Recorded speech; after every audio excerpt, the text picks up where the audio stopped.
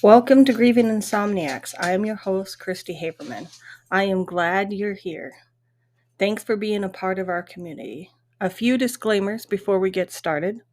I am a licensed therapist. However, this podcast is not to be considered mental health therapy or counseling.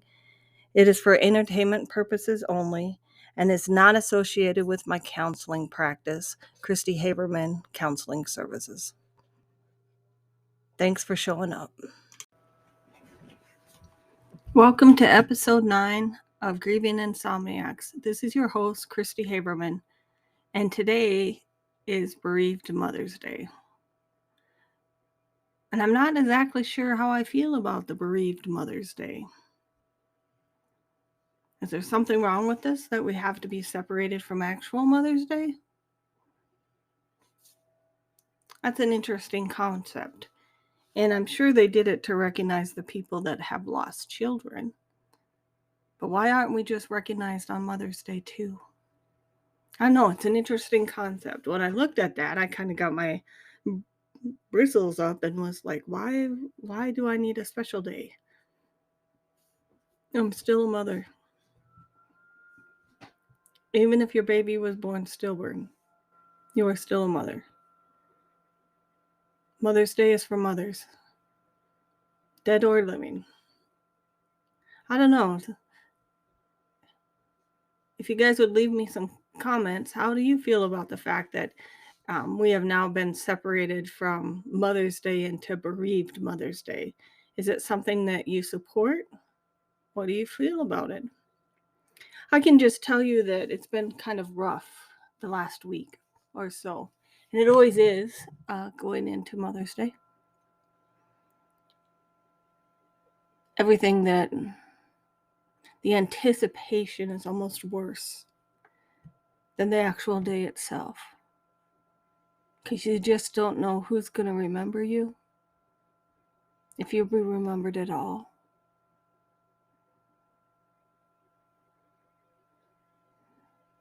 And as I've shared on the other podcast, Mother's Day has traditionally, up until I had my kids, not been a very good holiday in general anyway. And so I'm not sure what the issue is. I can tell you that I've been having more nightmares. And that's why sometimes I wish this podcast were interactive, because I'd like to know how many of you suffer from nightmares. Do you have nightmares when you sleep at night? I've had several this week. The first one I don't remember. It was about Christopher. I just remember waking up in that moment of dread you have, realizing that he's dead. You know, I had this episode at work, and I wasn't going to talk about it, but maybe it will help other people that listen understand what happened.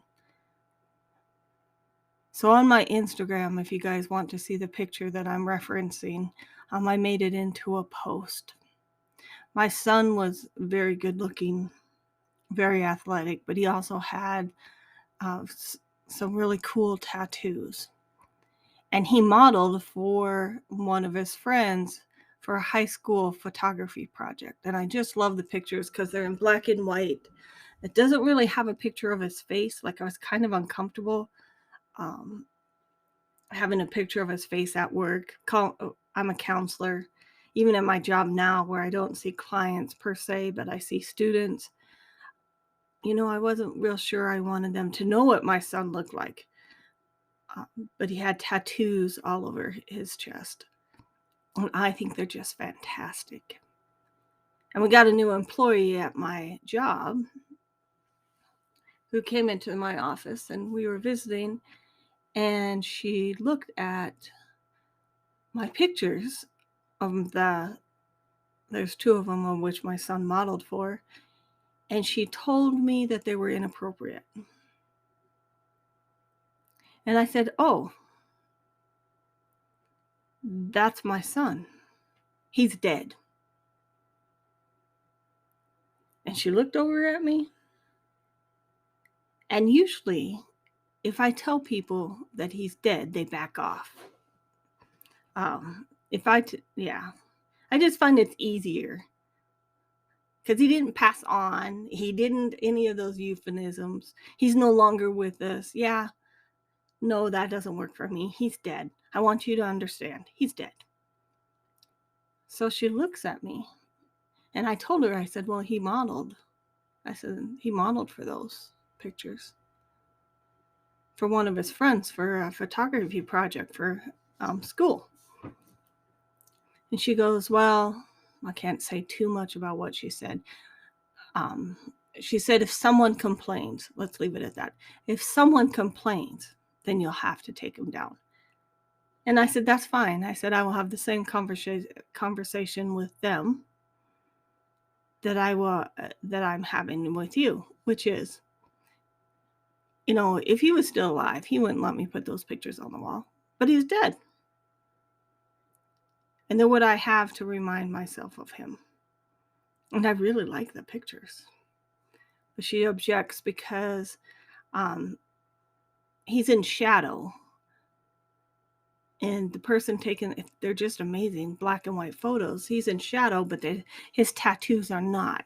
So really what the pictures are about are the tattoos. He had one across his chest, one down his rib cage, and he didn't have a shirt on.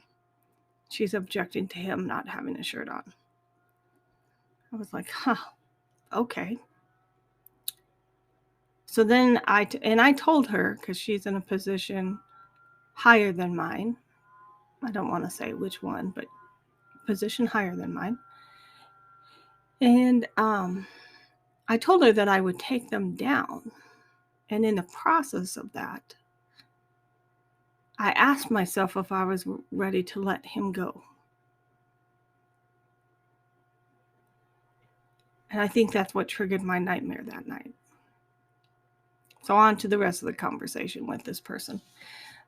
So she looks at me and she says, oh, how'd he die? And I said, well, he had cancer. And she goes, oh, that's good.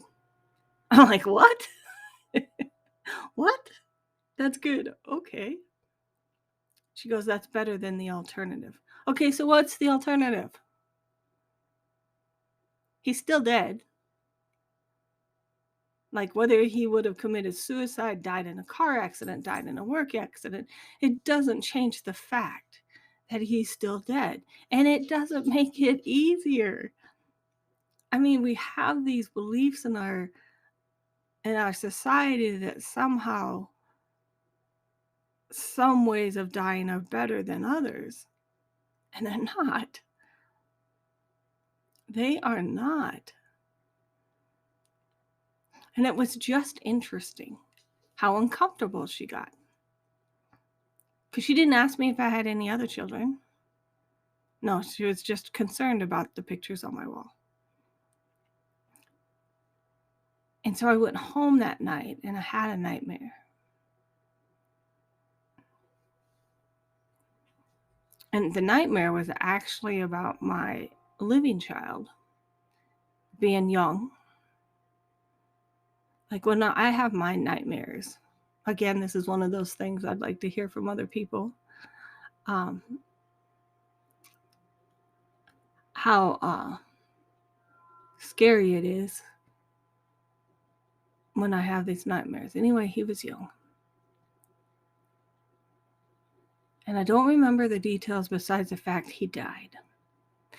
But then there's still a part of you inside your head when you're having nightmares, at least for me, that I know it's not true. That he's not dead, but he is still dead. And Christopher's still dead. It's really weird. It's like your brain is operating in 3 different levels, at least for me. And I remember just being terrified. And I wake up the next morning and I'm just convinced that I don't know how I could live through the loss of another child. I just don't know how. And I'm not sure I want to. That's the other issue. I'm not sure I want to. So the next morning I went to work and I fixed my picture. It had fallen off the wall, made it look presentable. And I'm still contemplating whether or not I can take the picture down. Like, where will that leave me in my grieving process? Those pictures were a major coping mechanism. So like I said, counselors, we're supposed to be blank slates. You're not supposed to have a lot of things that about your family around. You're just supposed to be like pretty generic, an office, and then people, come in and see you, and you're supposed to find out about them, but they're not really supposed to find out about you. And that's why the pictures work so well, because they were just pictures of tattoos. They weren't, you wouldn't guess they were a picture of my son. And they've provided me with years and years of support. And so I am asking myself the next day, can I give my pictures up? Guys, I don't know that I can. I don't know that I can give my pictures up. Then I'm like, should I make them smaller so no one knows? But why should I have to hide my grief? Why? I don't understand why. My son died. Those pictures mean something to me.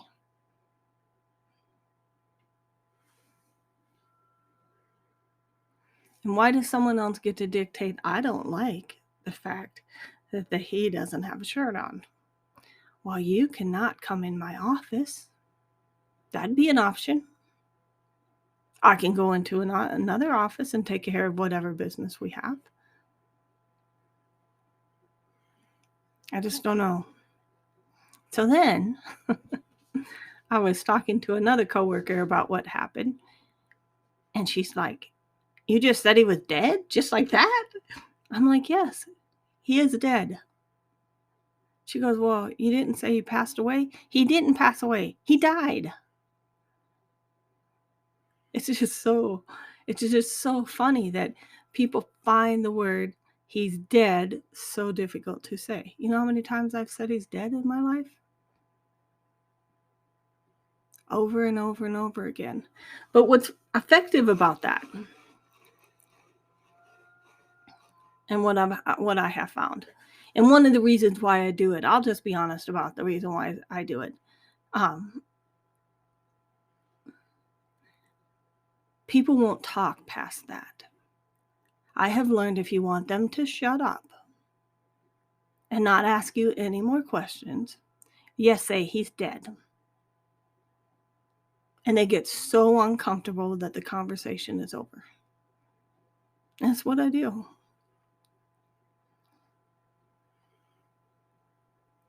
And my husband, when I told him about what happened, he kind of laughed and said, it was effective, wasn't it? I said, yes, it was. We all find our little ways like that to cope. And that's one of the ways that I cope. Because if you start talking or asking me questions that I am uncomfortable with, as far as my son dying, I will start talking about what it's like for him to be dead. You say the words dead, man, and people run. Woof, the other direction. So fast you never see him again. I don't even know if that person will come and talk to me again in my office. It's so funny. And then my coworker said, is this someone that, you're trying to impress or something? I was like, well, not necessarily. She goes, then why are you taking the pictures down? She said, they're actually body positivity pictures. And I work with young adults, and they love tattoos. Like, even working with adults, I've never had anyone complain about the pictures on my wall or say that they're not coming back because of the pictures on my wall. They don't come back for a lot of reasons, but that's not one of them. Sometimes you get a little too close to the truth, and that's why people don't come back. But either way, it's never been because of the pictures on the wall. And if it was the pictures on the wall, then I'm probably not a right fit for them anyway. So it's just kind of interesting. And so to have all of this happen right before Mother's Day, I think is very interesting. And I didn't even realize that it was Bereaved Mother's Day until yesterday. And I was on Instagram and I saw Bereaved Mother's Day. And I thought, so I don't get a regular Mother's Day? I'm still a mother.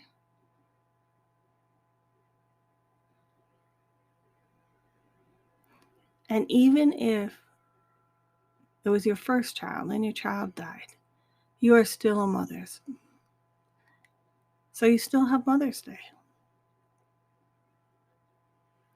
So let's talk about what we do. Over the years, I have learned, don't start anything new. Basically from March until June. I don't know if you guys know my timeline. So my son's daughter was born on March 17th. Yes, St. Patrick's Day, she was born. He was diagnosed with Hodgkin's lymphoma on May 27th, his birthday. And he died on Father's Day, June 19th, 2011. That was Father's Day that year. So I know that, and I can feel it coming on, going into these months is going to be very, very difficult. So I don't start anything new. I don't start a new diet. I don't start a new hobby. I don't start new friends.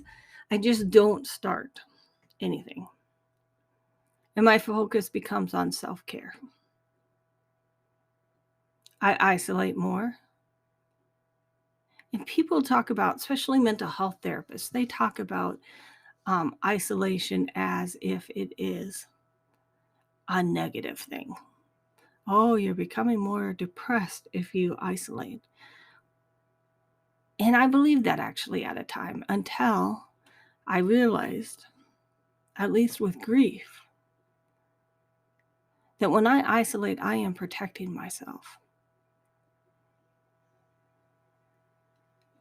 I am protecting myself from the people that don't remember these milestones that are so important to me, and the hurt that comes from having these people not recognize those milestones is heartbreaking. No one remembers Christopher's birthday anymore, that it was on May 27th. No one does. At least not in my family. And if they do, they don't acknowledge it to me. And they don't acknowledge the day that he died either. If I had my way, we would celebrate the day that he died every year. We would get together, we'd have dinner, and we'd talk about how much we miss him. Nobody else can tolerate that in my family. No one. My best friend has shown up every year on Christopher's birthday. Every year, except for one. But every year, 9 years, on May 27th, she comes to my house for spaghetti and cheesecake, and we go to the cemetery and give him his birthday supper. So I live in South Dakota, and we have a lot of Lakota people here. And that's what the Lakota people do. My friend is Lakota. It's called a spirit plate. So every year we make him a spirit plate. Take a little bit of food from every meal that you ate, and we take it down to the graveyard, and the animal that you see eating the food is a spirit. So every year we take them spaghetti and cheesecake, and I take pictures, and it's heartbreaking. So I isolate. The other thing I up is my self-care routines. So my self-care routine with Christopher, a lot of it surrounds music. I have a whole playlist. I'll try to create it on Spotify so you can see an example of it. But I have a whole playlist dedicated to Christopher music.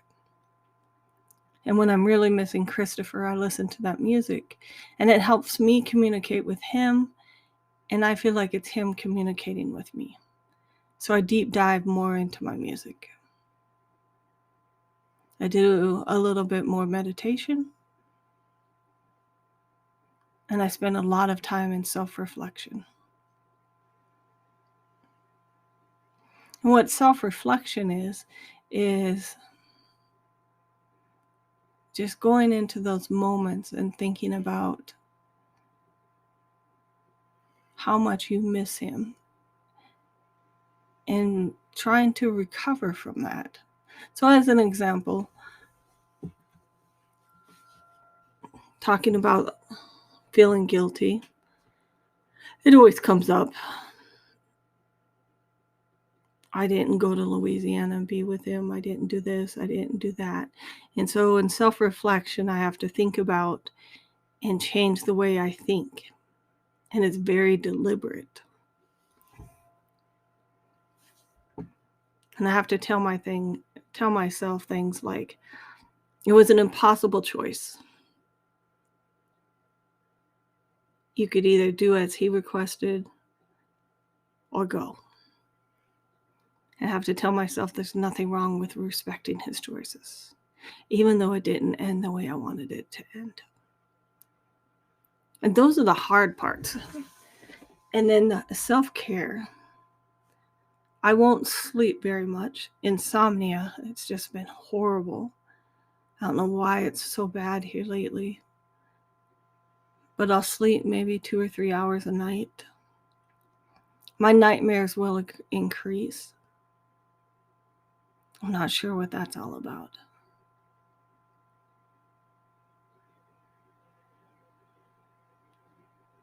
I think it's just the brain going over and over again. So, in traumatized people, if somebody came into me and they weren't grieving and they had a traumatic experience, I would tell them that their brain, during a nightmare, is trying to make sense of what happened to them, whatever the trauma was or the traumatic event they had. So when it comes to grief, it's been 10 years of nightmares. And my brain still hasn't come to a place where it can accept.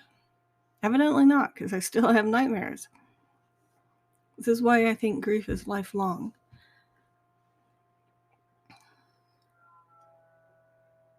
Until the nightmares will increase. So I do have a tendency to, me and my best friend call it eat your feelings therapy. I'm happy to say that my last podcast, she cried instead of doing eat your feeling therapy. I'm not sure which one was better. She didn't really say, but oh, Marcy, I appreciate you listening to me. Yeah, give her a shout out, guys, because that girl has supported me through thick and thin, even when I was not a very nice person. Anyway, so I call it Eat Your Feelings Therapy, and I indulge in Eat Your Feelings Therapy a lot, which is chocolate and chips when I'm feeling bad. But I also need to stick to healthy eating. So I try to focus on the healthy eating so I don't get more anxious and more depressed. Make sure I take my medications like I'm supposed to. Can't let them slip by. Watch what I read. Watch what I listen to. I was been watching some dramas. I got into the shows before it became drama, and now I'm afraid I'm going to have to give them up because I can't handle the drama. Makes me feel all some kind of way. So I stay away from things like that. Stay away from shoot 'em up, bang 'em up movies. I don't think I've watched one since my son died. And he didn't die in a shoot 'em up, bang 'em up, but still, I can't stand to see those people dying. Just bothers me to no end.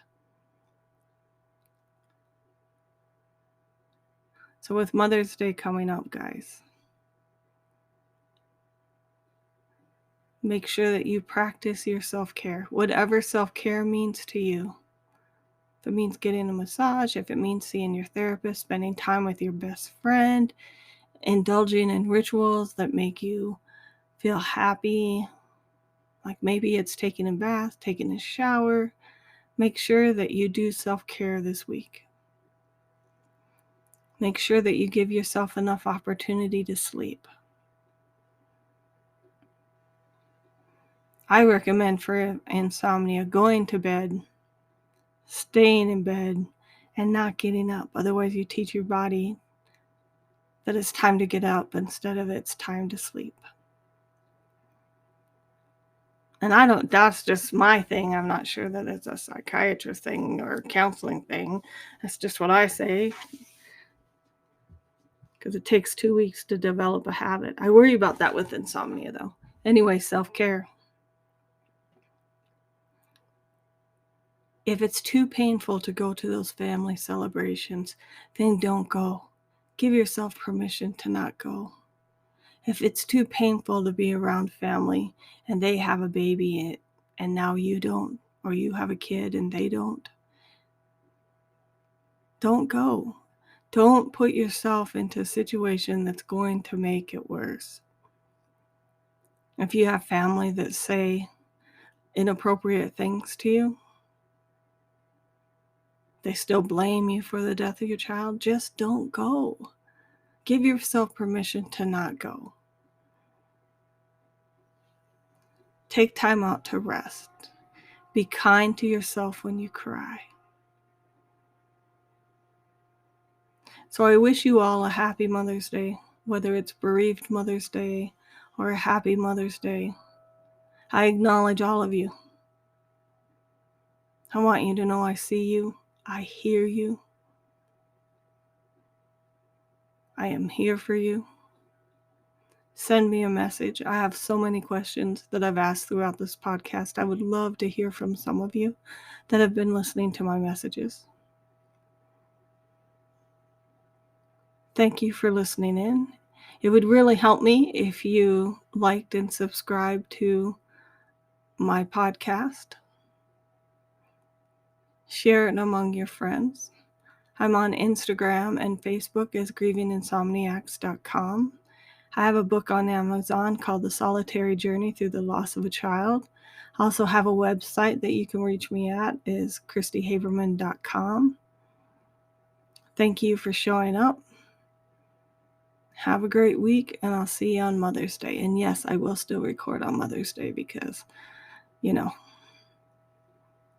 I don't have family. So I'll be here. You take care.